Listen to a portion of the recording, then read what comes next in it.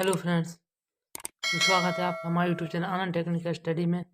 तो आज हम फिर से विज्ञान का पार्ट नंबर 3 यानी कि पार्ट नंबर 3 जो कि दीर्घ उत्तरीय प्रश्न है और अति लघु उत्तरीय एवं लघु उत्तरीय प्रश्नों की वीडियो लिंक डिस्क्रिप्शन में है, वहाँ से देख लेना। और महत्वपूर्ण प्रश्न आपको बताए जा रहे हैं, तो आप नोटबुक में ज़रूर लिख लेना। और ये very very most important topic हैं, प्रश्न है, और ये 2024 में आने की फुल संभावना है। तो इसलिए आपसे विनती है कि आप नोटबुक में ज़रूर लिख लेना। तो आज की जो क्लास है कक्षा 10 की विज्ञान UP board very very most important questions हैं। और विज्ञान पाठ 1 जिसका नाम है रासायनिक अभिक्रियाएं तथा समीकरण, ये पाठ का नाम है। और उसी के दीर्घ उत्तरीय प्रश्न एवं महत्वपूर्ण प्रश्न हैं। तो बढ़ते हैं वीडियो में। तो पहला नंबर क्वेश्चन क्या कर रहा है? पहला क्वेश्चन, निम्न पर संक्षिप्त टिप्पणी लिखिए। मतलब कि क्या कर रहा है? निम्न पर संक्षिप्त टिप्पणी लिखिए। कार्बनिक यौगिकों में निम्न को समझाइए। मतलब कार्बनिक यौगिकों में निम्न को समझाइए। कार्बनिक यौगिकों में तो नंबर 1 ऑक्सीजन अभिक्रिया, योगात्मक अभिक्रिया और प्रतिस्थापन, इन तीनों अभिक्रियाओं को पर टिप्पणी लिखनी है और कार्बनिक यौगिक में समझाना है।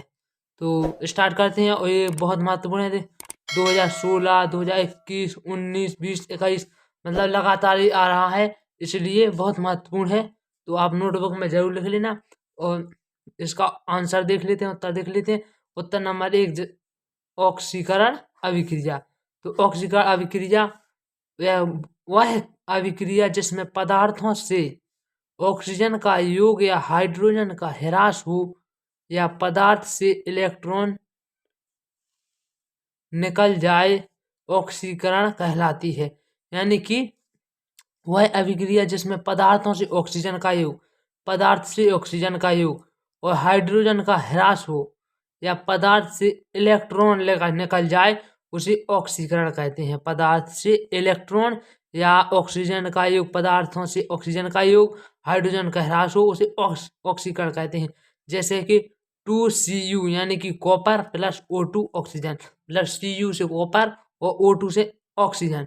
अब इन दोनों को मिलाएंगे तो क्या बन जाएगा? ऑक्सीजन और कॉपर ऑक्साइड। ये कॉपर ऑक्साइड बन जाएगा इसको गर्म करने पर। ये गर्म वाला निशान है, इसको गर्म करने पर क्या बन जाएगा? कॉपर ऑक्साइड बन जाएगा। क्योंकि कॉपर और ऑक्सीजन को मिलाएंगे Cu और O को मिलाएंगे तो 2CuO यानी कि कॉपर ऑक्साइड बन जाएगा। तो ये हो गई कौन सी? पहली अभिक्रिया, पहली ऑक्सीकरण अभिक्रिया। अब अभिक्रिया नंबर 2, अभिक्रिया नंबर 2 क्या कर रही है? योगात्मक अभिक्रिया।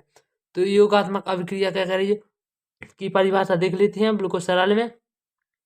वह रासायनिक अभिक्रिया जिसमें 2 या 2 से अधिक पदार्थ, तत्व या यौगिक, यानी कि वह रासायनिक अभिक्रिया जिसमें 2 या 2 से अधिक पदार्थ, तत्व या यौगिक संयोग करके यानी कि मिलकर एक उत्पाद का निर्माण करते हैं।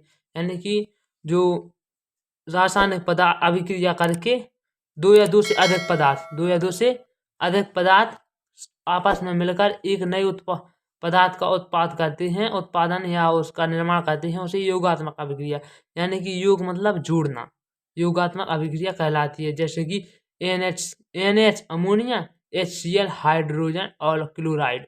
तो इन दोनों को मिलाएंगे तो क्या बन जाएगा? अमोनिया क्लोराइड बन जाएगा। NH3 प्लस HCl को मिलाने पर NH4Cl उत्पन्न होता है, यानी कि अमोनिया क्लोराइड, एक नया पदार्थ बन रहा है। तो इसी अभिक्रिया को योगात्मक अभिक्रिया कहते हैं। अब नंबर 3 वाली है प्रतिस्थापन अभिक्रिया। प्रतिस्थापन अभिक्रिया, तो इसकी परिभाषा देख लेते हैं बिल्कुल सरल में। तो प्रतिस्थापन अभिक्रिया क्या कर रही है? वह रासायनिक अभिक्रिया जिसमें अधिक क्रियाशील तत्व कम क्रियाशील तत्व के यौगिक से उस तत्व के परमाणु को विस्थापित कर स्वयं उसका स्थान ग्रहण कर लेता है। प्रतिस्थापन अभिक्रिया, उसका नाम ही है प्रतिस्थापन, मतलब कि दूसरे के स्थान पर खुद का स्थान करना, उसी को प्रतिस्थापन कहते हैं। यानी कि वह रासायनिक अभिक्रिया जिसमें अधिक क्रियाशील तत्व कम क्रियाशील तत्व के यौगिक से, यानी कि जो अधिक क्रियाशील तत्व है वो कम क्रियाशील तत्व को उस तत्व के परमाणु को विस्थापित मतलब कि हटा देती है और स्वयं उसका स्थान ले लेती है। मतलब कि कम कम क्रियाशील वाले पदार्थ को या यौगिक को हटा देती है और खुद उसका स्थान ले लेती है। जैसे कि उदाहरण में देख लेते हैं। उदाहरण में है Fe यानी कि iron plus CuSO4 copper sulphate. अब इन दोनों को मिलाया तो FeSO4 और Cu मतलब कॉपर, तो इन दोनों को मिलाने पर ये दोनों उत्पन्न हुए। मतलब कि उसने कम क्रियाशील वाले को हटाकर अपना स्थान खुद ले ली जाए। यानी कि जो Fe और CuSO4 हटकर FeSO4 और Cu मतलब कि अलग अलग हो गए और अपना स्थान जमा लिया। यानी कि आयरन प्लस कॉपर सल्फेट। अब इन दोनों को जोड़ दिया तो क्या बन गया, आयरन सल्फेट और प्लस कॉपर, मतलब कि अलग अलग आयरन सल्फेट, इन दोनों जो जुड़ गए और कॉपर अलग हो गया।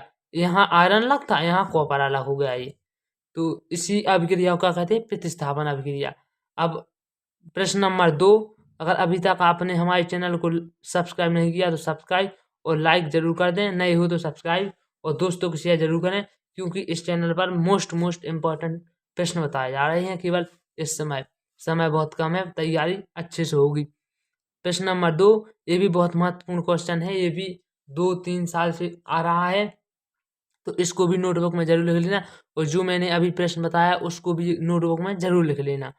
तो नंबर 2, रासायनिक अभिक्रिया से क्या तात्पर्य है, उदाहरण देकर स्पष्ट कीजिए। मतलब कि रासायनिक अभिक्रिया को एक दीर्घ उत्तरीय प्रश्न है, को थोड़ा बड़ा लिखना पड़ेगा 100 अक्षरों में।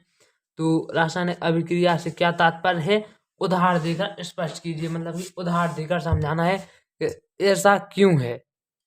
तो सबसे पहले रासायनिक अभिक्रिया को देख लेते हैं। इसकी परिभाषा बड़ी लिखनी है, विस्तार से लिखनी है, क्योंकि दीर्घ उत्तरीय प्रश्न है। अगर लघु उत्तरीय आती लघु उत्तरीय तो शॉर्ट में हो जाती, क्योंकि दीर्घ है, इसको थोड़ा बड़ा लिखना है, उदाहरण से समझाना है। तो स्टार्ट करते हैं। रासायनिक अभिक्रियाएं यानी कि उसको जब कभी भी तत्व आपसी संयोग द्वारा यौगिकों का निर्माण करते हैं तब हम कह सकते हैं कि रासायनिक अभिक्रिया हुई, अथवा जब कभी भी यौगिक अपघटित होकर दूसरे यौगिकों को बनाते हैं तो रासायनिक अभिक्रिया संपन्न होती है। अतः मतलब कि आपको तीन तरह की रासायनिक अभिक्रियाओं की परिभाषा दी गई है, तो जिसमें से आपको, मुझे विश्वास है कि एक ना एक तो जरूर याद हो ही जाएगी। मतलब कि अतः ऐसी क्रियाएं जिसमें एक या एक से अधिक पदार्थों में उपस्थित परमाणुओं के पुनर्गठन के फलस्वरूप भिन्न पदार्थ या पदार्थों का निर्माण होता है, रासायनिक अभिक्रिया कहलाती है। यानी कि आपको ये तीन तरह की परिभाषाएं बताई गई हैं, जिसमें से आपको एक ना एक तो समझ में आ ही गई होगी। मैं आपको एक बार और समझा रहा हूँ। जब कभी भी तत्व आपसी संयोग द्वारा यौगिकों का निर्माण करते हैं, मतलब कि आपसी संयोग मतलब एक दूसरे से मिलकर यौगिक का निर्माण करते हैं, दूसरे यौगिक का निर्माण करते हैं, तब हम उसी क्रिया को क्या कहते हैं, रासायनिक अभिक्रिया। और अथवा में दूसरी देख लेते हैं, नंबर दूसरी वाली। तो जब कभी भी यौगिक अपघटित मतलब अपघटित होकर दूसरे यौगिक को बनाते हैं, मतलब अपघटित नष्ट होकर दूसरे यौगिक को बनाते हैं, तो रासायनिक अभिक्रिया संपन्न होती है। तो ये दूसरी वाली हो गई। अब तीसरी वाली भी ये देख लो, ऐसी अभिक्रियाएं जिसमें एक या एक से अधिक पदार्थ में उपस्थित परमाणुओं के पुनर्गठन के फलस्वरूप, मतलब कि एक या एक से अधिक पदार्थ में उपस्थित परमाणु के पुनर्गठन मतलब दूसरा से गठन के फलस्वरूप, पुनर्गठन के फलस्वरूप भिन्न पदार्थ या पदार्थों का निर्माण होता है, रासायनिक अभिक्रिया कहलाती है। आपको अब तो समझ में आई गई हो। अब इसके आगे देखते हैं। उपर्युक्त परिभाषा से यह निष्कर्ष निकलता है कि रासायनिक अभिक्रिया ऐसी अभिक्रिया है जिनके फलस्वरूप नए गुण वाले नए पदार्थ निर्मित होते हैं। यानी कि ये क्या कह रहा है, उपर्युक्त परिभाषा से यह निष्कर्ष मतलब कि यह शब्द निकलता है, इस परिभाषाओं से यह भाषा उत्पन्न होती है कि रासायनिक अभिक्रिया ऐसी अभिक्रिया है, रासायनिक अभिक्रिया ऐसी अभिक्रिया है जिनके फलस्वरूप नए गुण वाले नए पदार्थ, मतलब कि उसी तरह के पदार्थ नहीं, नए गुण वाले दूसरी तरह के पदार्थ निर्मित होते हैं।